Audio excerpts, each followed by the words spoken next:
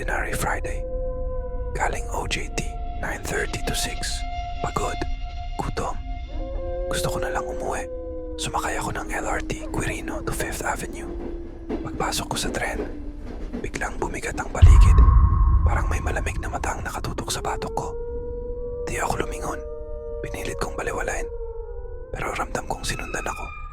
Pagbaba ko sa 5th Avenue, dire-diretso ako pa uwi. Walang hinto.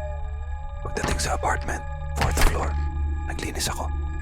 Nagluto, kumain, mag-isa lang ako. Tahimik.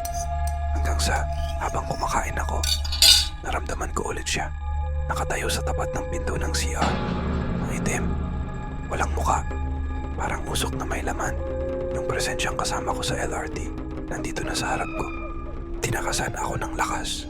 Pumasok ako ng kwarto. Umupo sa kama. Pinikit ko na lang ang mata ko.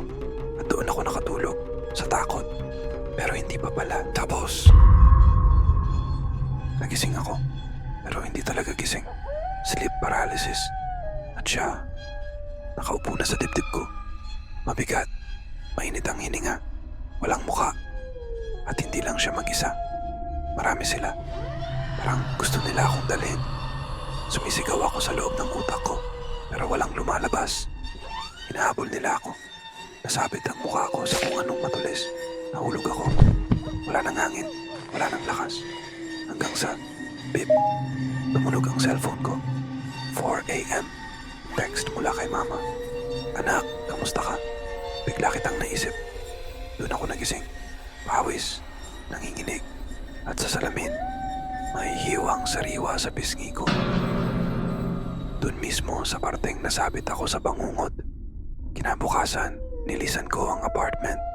Pero minsan, pag tahimik ang gabi, ramdam ko pa rin na may sumusunod